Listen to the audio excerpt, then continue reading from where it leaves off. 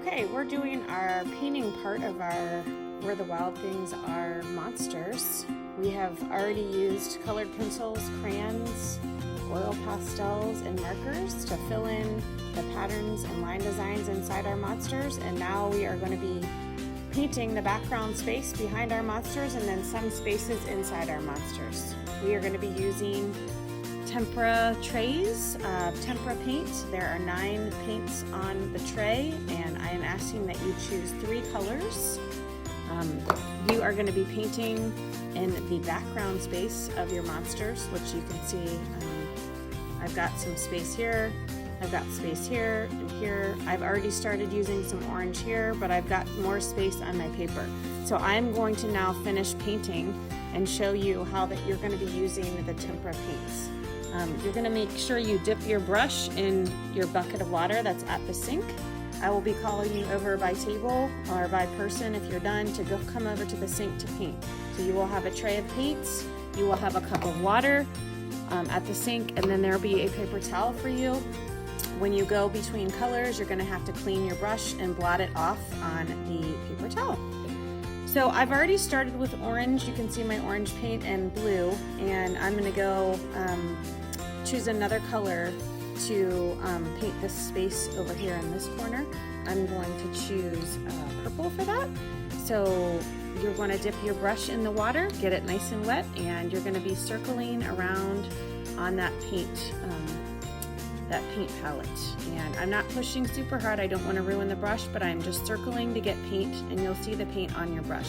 Nice and gentle, lots of circles, get that paint on that brush, and then you're going to just go in slowly around the edges of your monsters, and you can go off the page even if it gets on the sink a little bit. That's okay, we can wipe it with a sponge.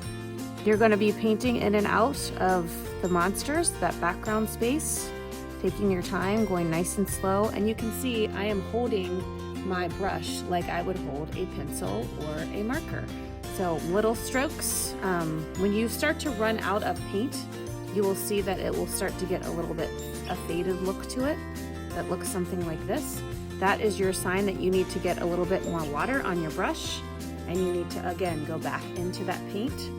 Your brush should never ever be dripping with water.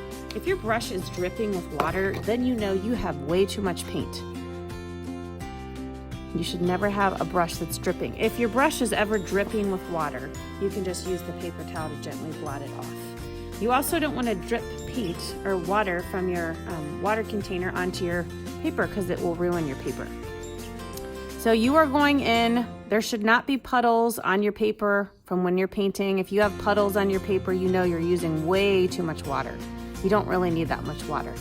And you're painting that background space, taking your time, little light strokes. And like I said, you can come off the page. You don't want to leave any of the paper behind. I still have some space here that I can color, so I'm going to go, like I said, I'm going to wipe off.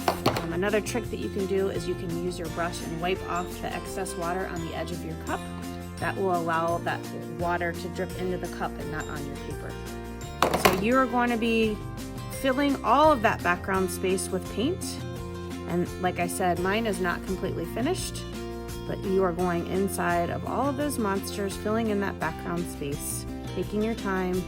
If you want the color to show up darker, you can see my purple's faded a little bit. If I want it to be darker, I'm just going to get a little bit more paint on my brush and go back over it.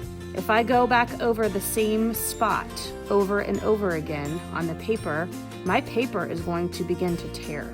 So you have to be careful about where you're going, and if you're going over that same spot over and over again, it's going to rip your paper.